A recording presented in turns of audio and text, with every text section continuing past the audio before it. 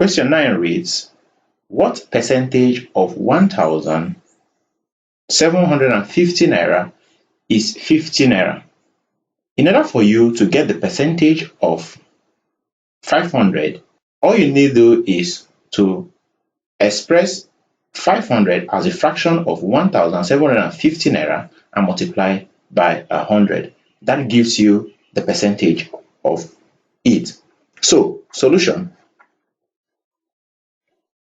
For us to get the percentage, this is going to be equal to 500 naira divided by 1,750 to be multiplied by 100 over 1. This gives you the percentage of 500 naira. So this is equal to 10 can divide as well as 5. I know 5 can also divide. 5 into 50 is 10. 5 into 17 is 3 times remainder 2. This becomes 25. 5 into 25 is 5 times. 5 can also go. 5 into 10 is 2. 5 into 35 is 7. So this is equal to 2 times 100, which will be 200 divided by 7. And 200 divided by 7 is equal to 7 into itself is 1. 7 into 20 will give us 2 times remainder 6.